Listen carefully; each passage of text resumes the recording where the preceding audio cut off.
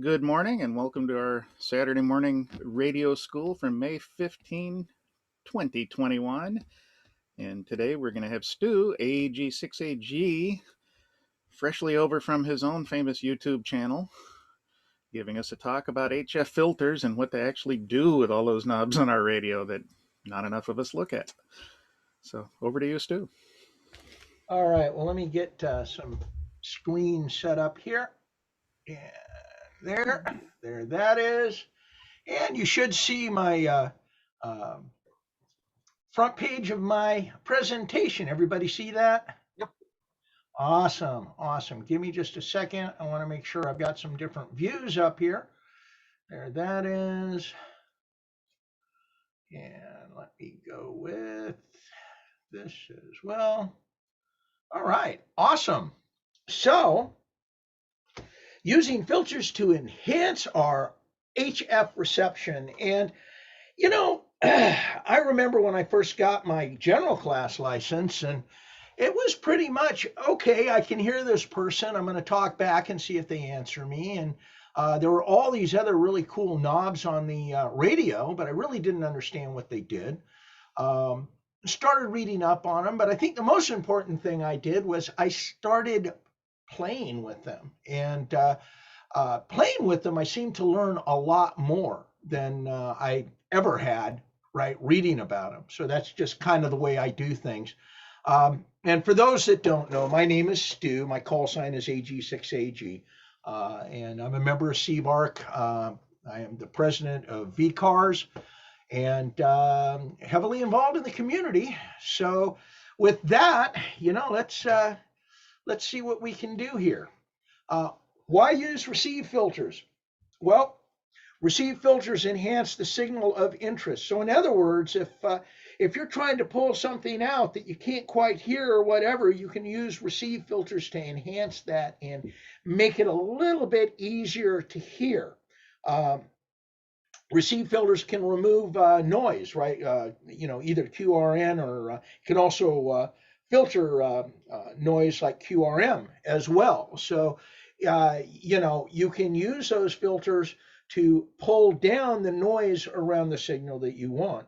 And, receive filters can make a big difference in what you can hear. And I've got a couple demo videos that I'll show you that shows some of the stuff that you can do with it. Um, what receive filters don't do. And a receive filter cannot raise a signal above the noise floor. If the signal's at the noise floor, it's at the noise floor. And you're not going to raise it above that noise floor. It can reduce some of the man made noises around you, but atmospheric noises and things like that, regular filter that's in your radio typically can't fix that. They can't eliminate general noise per se. You can have methods of phasing antennas and other things that usually would be external to a radio, or expensive option for a radio that might be able to do some of that. By phasing the antenna, you may be able to get a better quality signal. But in general, you're not going to cut down your general noise. Uh, Receive filters do not boost incoming signals, and when you talk about a receive filter, I'm not talking about an amp or a preamp. Okay, I'm talking about a filter, and you can't selectively with an amp or a preamp boost a particular portion of the signal.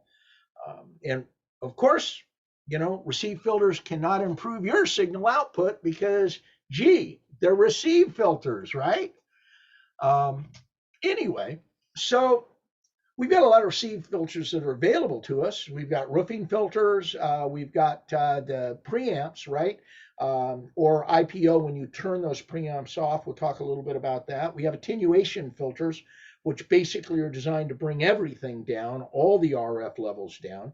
Auto gain control, which is designed to smooth the volume that you're hearing of the received signal. And we also, by the way, have RF gain, which is a knob that most people can't really figure out what to do with on their radio. We, of course, have RF width, which allows us to change the actual receive width and basically cut the ends off it, make it bigger or smaller. And we also have IF shifting. This is one of my favorites because I can shift the intermediate signal over in one direction or another to pull out a signal that's being stuck behind a strong signal next to it. I've got a video on that demonstrates that.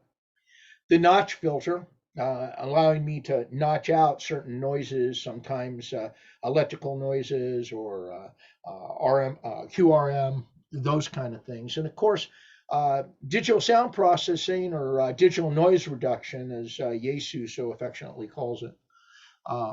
Anyway, let's start with roofing filters. And, this filter is usually found, right after the antenna.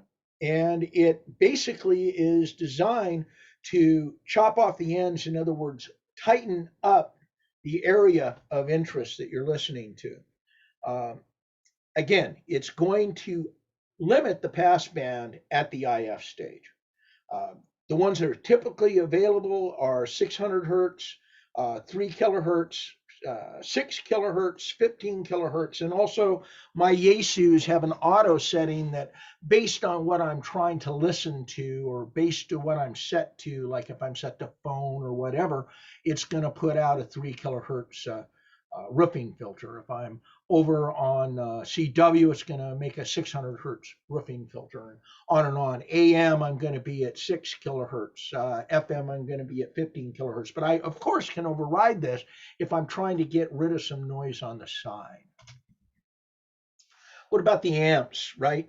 Well, the preamps are used to boost received signals, okay? And they're typically used on the shorter bands, typically 40, 80, 60. You're not going to turn on the preamp. And they're typically located right after the antenna. So you're basically boosting the signal coming in from the antenna. The problem is, you know what? They increase both the signal and the noise floor.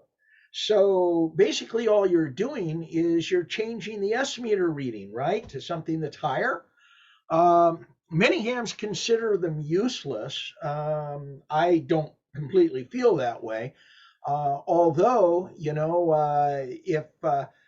if you really want the person you're listening to get a boost, you can put on the second preamp and basically tell them that they're coming in S9 plus 10 when they're only coming in at about an S7 without the amps. Anyway, then of course, attenuation filters, opposite of a preamp. Yeah, reduces the signal into the radio, period, and it's used to reduce overwhelming signals. I have an amateur radio operator that lives probably about a half mile away from me that runs 1500 watts into a Yagi. And every once in a while during a contest, he'll swing his beam over and it'll be kind of pointing right down my throat. And he'll basically just destroy my front end. I can't hear anything when he keys. And he also will cause my SDR to basically reset because it gets overloaded. So that is one of the main reasons that I've used the attenuation filters. And again, it's just designed to pull down just horrendous transmission reception from something that's very local or something that's aimed right at you. Auto gain control. So this is both the friend and the enemy of the amateur radio operator. If you're using auto gain control while you are using digital modes, it can really sometimes be a problem. Many digital modes recommend turning it off or at minimum set it to low. And basically it has a high, medium, low, and auto setting, and of course off. So what it does is its goal is to keep the audio level the same. As you well know, when you're operating on HF, sometimes the audio level will go way, way down on the person that's transmitting due to certain atmospheric issues. What this does is it tries to adjust that level up to keep it consistent. The problem you have with digital is that if you're adjusting the audio level, you might be overdriving something. So you really, on the digital stuff, you seriously don't want it to make changes. Uh, but it comes in very handy when you're working phone. It really does. And I usually select auto. Again, if you're having a lot of drops and things like that, and you're not really getting the reaction, set it to high. Uh, you know, I think medium's the default for phone on auto. That being said, and of course, RF gain volume, and this is really a confusing thing to new hymns, right? Because you've got your AF volume, which is your audio frequency volume, which you turn up and it makes things louder and quieter. Your RF gain is more along the lines of um, almost like a squelch. So in other words, you turn it down to get a higher requirement of signal to be able to listen to. It's really good if there's a lot of really nasty noise and you're hearing somebody, but the noise is really nasty. You can turn that knob down and it'll allow you to pull in that other what the signal of interest without listening to all that other noise. Although if you leave it in that position, you could be blocking out other people as well.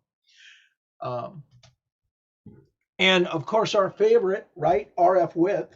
And there's typically two basic settings, narrow and wide, and it's usually adjustable with a knob as well. My radio can range from 200 hertz all the way to 4,000 kilohertz, or excuse me, 4 kilohertz or 4,000 hertz. I got the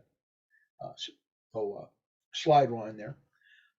And it can greatly improve your reception on a busy band. It also is an excellent tool if you're doing digital and you're trying to center in on a particular signal.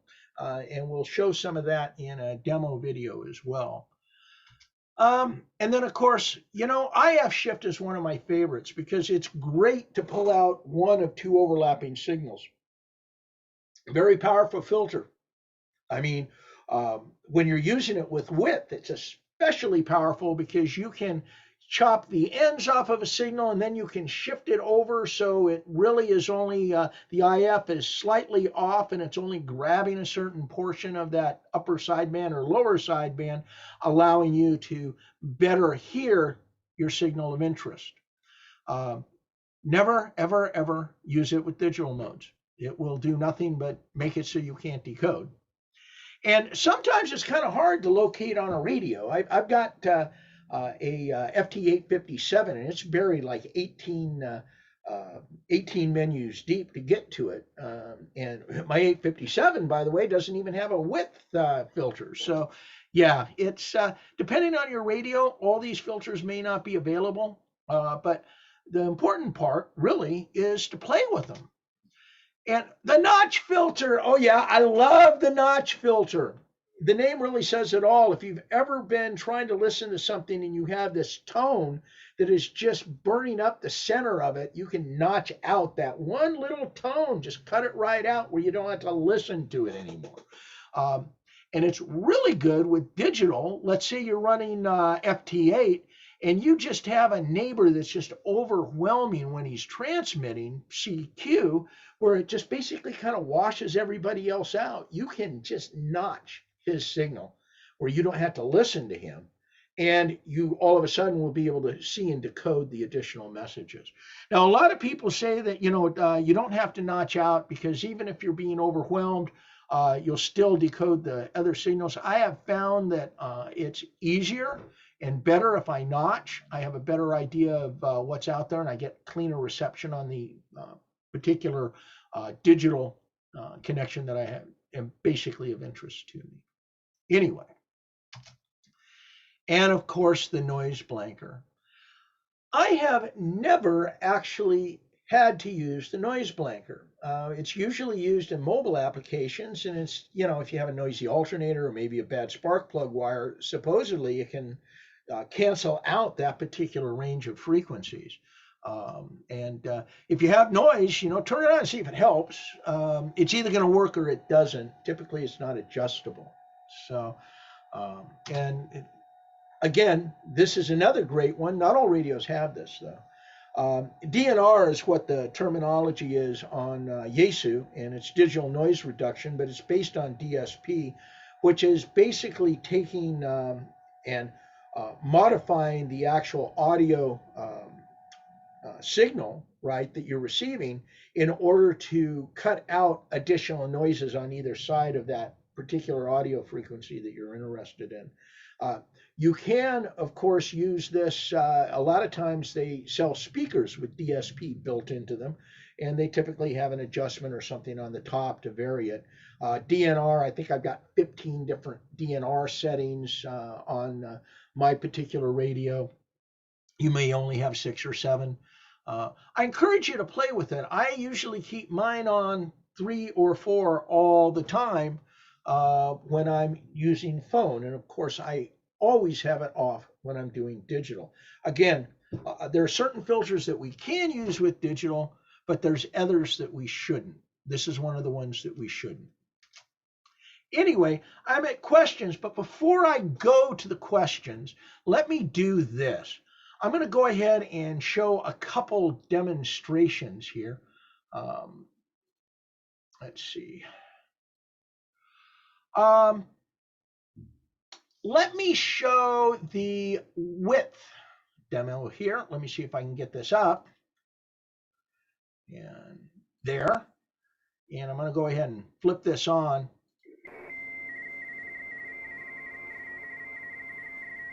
And what I'm doing here is, as my brain goes dead, this is RTTY.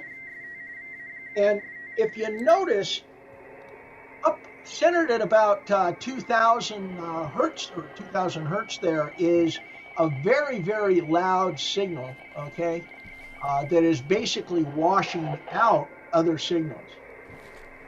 And now what I'm going to do is I'm now centered on a frequency of interest. And now what I'm going to do is I'm going to change my width in order to reverse my width or narrow my width so I can actually pick up the station. And what we'll see when he transmits here is now over in my decode window there on the left, I'm able to decode him.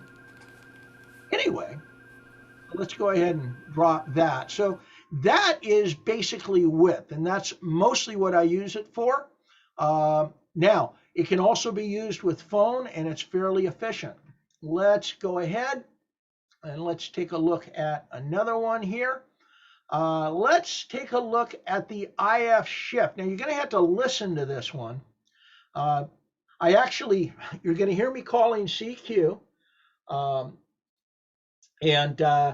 This is, I had a QSO of interest that was right next to another strong transmit signal. And you'll see when I shift how I move it out. So let's go ahead. I'm going to hit share. We'll go ahead and start this. QSO from WCAG. Alpha Golf 6, Alpha Golf. You hear that noise?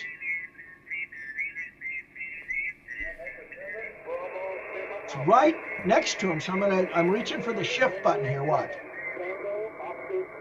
But if I was talking, let me go back to before I change it. Hear that go away when I turn it?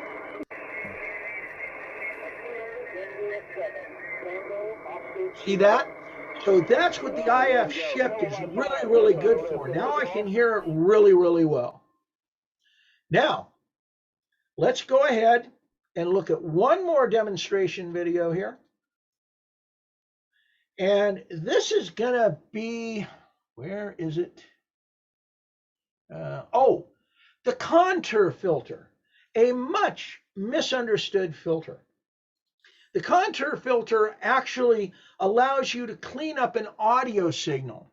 And let's go ahead and show that.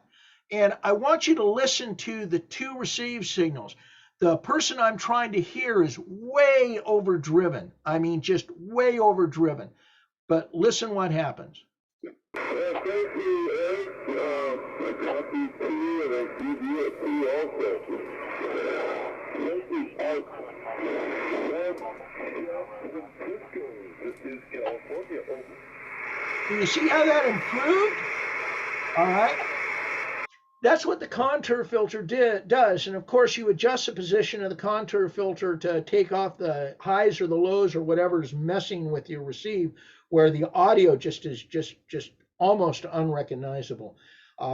Anyway, with that, let's do this. Was there anything else I wanted to show you? No, not for now. Not for now. So I am going to go ahead and stop sharing. And let me close some stuff up here. All right, let me close this up. All right. So with all that, are there? Yeah, I've got one. If you lack a contour filter, nice button like that, would you just hit the attenuator for something that badly overdriven? The no, the problem is actually the audio. It isn't necessarily the signal. In other words, he's got so much compression on his voice that he's transmitting with that it is really heavily affecting what you're hearing. The contour filter, basically, it's kind of like a notch filter, only just at the very top of the signal. So as you move, you change the contour of the pattern, right, as you're receiving it. And when I actually figured out how to use that filter, I was in heaven, literally. Anyway, any other questions?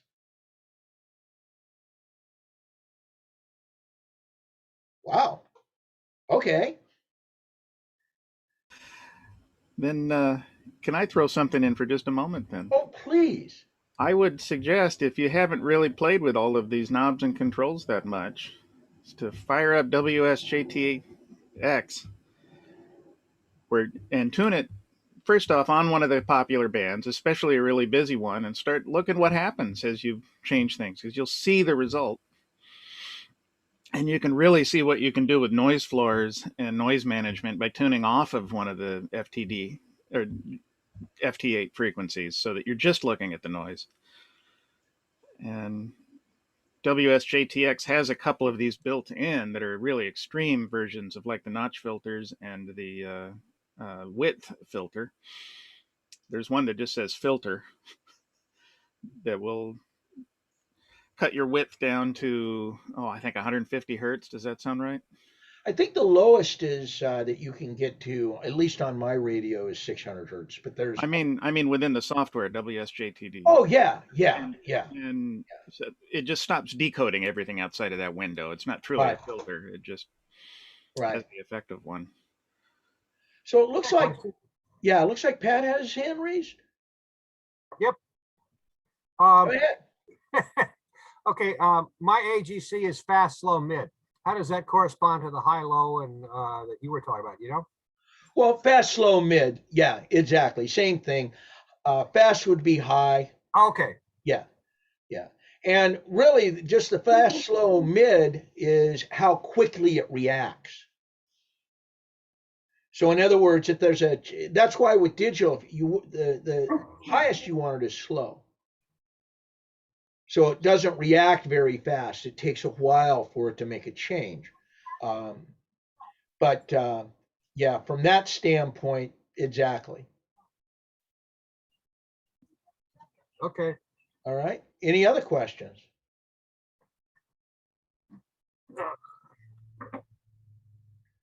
Well, all right. Either I bored everyone or I was very concise. So one of the two. I gotta run briefly. Sorry. I got a question. Yes. Yeah, so okay. I have the TS480 Kenwood. Yeah. And it's got, it's kind of one of its things. They started throwing in all the DSP type filters in this radio. Mm-hmm. And I find they work really good, but it has some just very like abstract, it's not really a certain shape filter. They're like smart filters. Yes, And you exactly. it's almost like you're adjusting the algorithm to be more aggressive or less aggressive.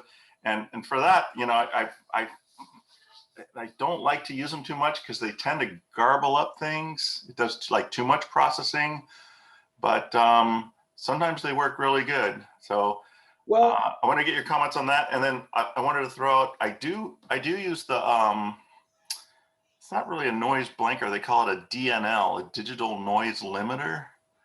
And the DNL, I think what it tries to do is it tries to synchronize with a periodic glitch coming in and kind of sense that. And then it tries to be smart and filter it out. They're more like an audio filters though. They're not so much IF or RF filters.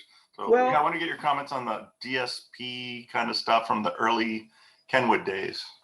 Yeah. Well, DSP, I have to tell you, Keith could probably go 6 hours on DSP. He knows more about that. He's forgotten more than I have ever known about DSP. Nearly everything, in fact. Yeah, the reality is that in in the Yesu world, which I know more about than the Kenwood, you're right. It's like 15 different choices, and they all do something different. Kind of, yeah. Um, so it's not like 0 and then you go 1 and it's one thing and 2 and it's a little more and 3 it's a little more. No, that's not the way it works.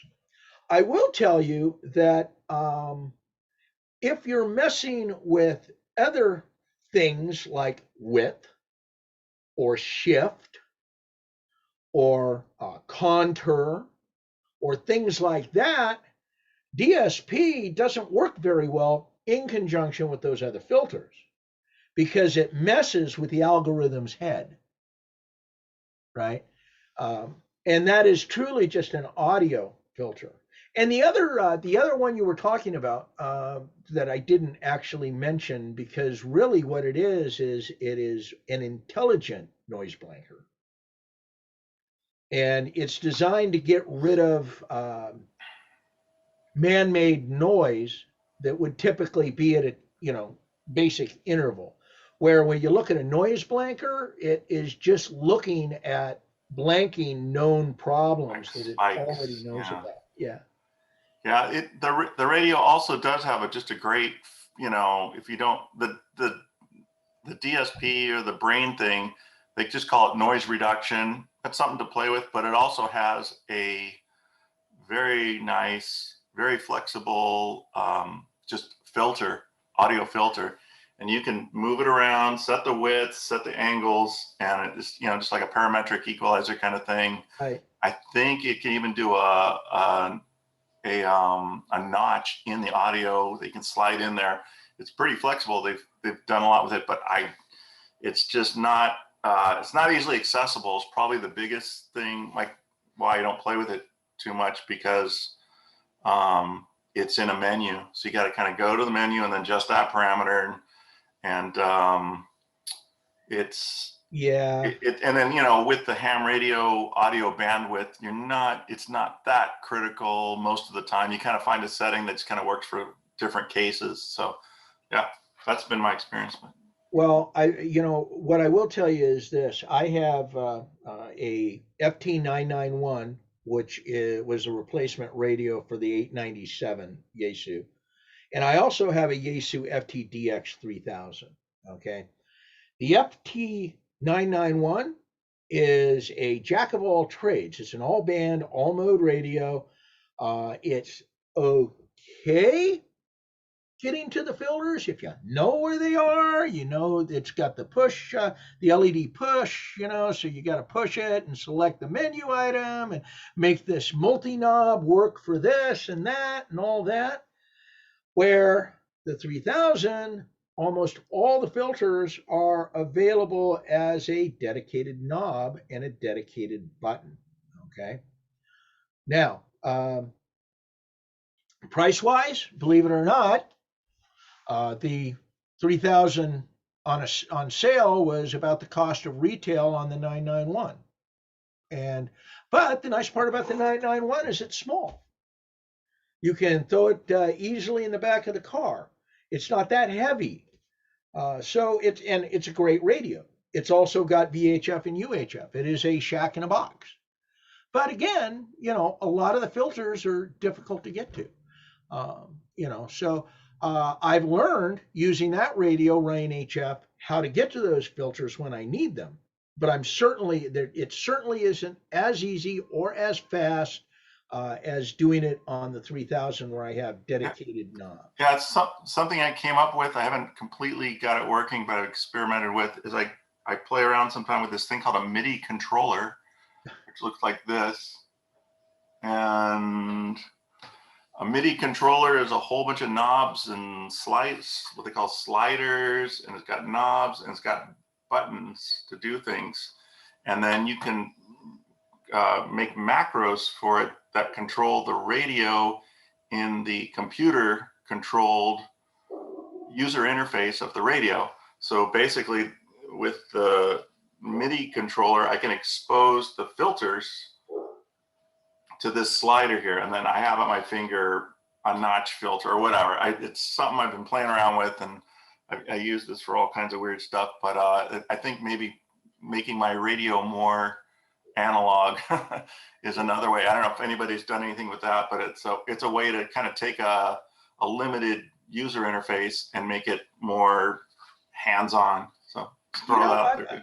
I'm gonna toss that one over to Keith, since this is his wheelhouse. Yeah, I think that's absolutely brilliant use of the MIDI, which doesn't have to be for musicians. It's very simple interface, so it's very hard to mess it up, and tons of power there. And I had not even thought of using it as a way to deal with the radio that might be too heavily menu bound for convenience. And I think you've solved that issue right there. If you don't have we knobs know what on your Keith's radio, next talk's going to be on. Yeah, I did something. I've done something also really interesting. If you're just to take it to tell you what I really do with this. So sometimes at my work and stuff, I write computer algorithms and I write software, and I'll build into the software routines. Will actually read parameters in my code that are analog, and then when I want somebody to, working with somebody, you want to keep adjusting it, you don't want to change a number and then rebuild your software, and then they get kind of bored, that I found. So I found ways to make the development process of code, I'll just say, very interactive by using this also. So it's another good use. Cool deal. Any other questions? Well, I'm just going to ask James if you could email me the product info on that particular toy. I will include it in the comments section on the YouTube video. Cool. Bert, did you have your hand up? I did. I have a question. I've got an ICOM 7300, and it does not have, that I've been able to find, an IF filter. Is there another name for that filter, or is anybody familiar with a 7300 and knows if that function is buried somewhere in one of the menus? Well, usually they call it a shift filter of some kind, but I don't know. That's a really good question. I could not imagine the 7300 not having an IF shift filter of some kind. Yeah, I've looked in, the index on, in this book, and I can't find it either under filter or IF or shift. And I'm just curious if somebody, has any knowledge of that. Let's see. I've just done a quick search there on IC 7300 IF shift, and the first hit seems to be a YouTube video on the matter. So, okay, I'll check it out. In the manual for it, it's on page 4-4. Okay, I'll have to go. I don't have the manual in front of me. I'll go look for So this is the regular, I guess it doesn't show up too well. There we go. The regular ICOM 7300 manual. 4.4. Okay, thank you. I'll check it out. Yeah, on the 7610, it's called a twin passband filter, I think. Twin I'm sorry, PBT. say that again. Twin PBT, I think that's what my 7610 calls it. Well, I've got that, and that allows you to adjust bandwidth. Okay. But is that the same thing, Stu? Well, so if you're adjusting the bandwidth, it's this way. If you're shifting the IF, you're shifting it from Right. side to side. Take a look in the manual because it's referenced a couple different times on Google. Just ICOM 7300 IF shift. I'll find it. Okay, thanks. And yeah, I'm sure they call it something else. It wouldn't surprise me. I can't remember. I think Vern W6NCT was playing on my 857 quite a few years back trying to find the IF shift filter. And it took a little while where it was buried. I don't even remember where it is now. Yeah. But, Yeah, yeah. well, with the 7610, you've got two of them, and you set the low end, you set the high end. So yeah, you can move it around, and that's how it, it cuts off below and cuts off high. Huh. So All you right. control the width and the center. Okay. Yeah, Warren. Yeah, so just carrying on with that, since the 7300 is an SDR radio, it doesn't have traditional superheterodyne intermediate frequency. So like my old 757 has the IF shift, but like Stu says, it moves it back and forth. What you get when you have the SDR is you can move this one in and out, okay? Or you basically you have a virtual receiver and it's got a bandwidth. And you can move this edge in and out. You move this edge in and out. So if you wanted to move this edge up and this one over also with the SDR. So that's what you're looking for, is just your receive passband. And I'm sure that when you look at that page, it'll probably point it out. It won't call it IF shift though. And it's funny because the 991 is an SDR, but it uses some sort of algorithm to make that IF shift portion work, so it works in the same fashion that we're used to looking at. It in other words, it hides from you the fact of what you're actually doing. But yeah, and on the flex, see, I can change the center and I can change the width. right. Or I can switch to the other mode where I can move them independently. But I'm really just changing my bandwidth, as well as I have little push buttons for 400 hertz, 800 hertz, 2.7 kilohertz, that sort of thing. Right. But it's because it's SDR, it's done mathematically. Very, very flexible, very powerful. Any other questions? All right. Well, guys, it's been fun. Thank you very much, and I hope you enjoyed it. And I'll hopefully get to a position to edit this soon. And with that, let's pass it back to Keith. There we go. It's funny how the push to talk never works in here, does it? You'd take a bunch of hams, we'd have the push to talk button down pat, but I never do. So thanks, Stu, and everybody go play with your radios now. And thanks to everybody for being here.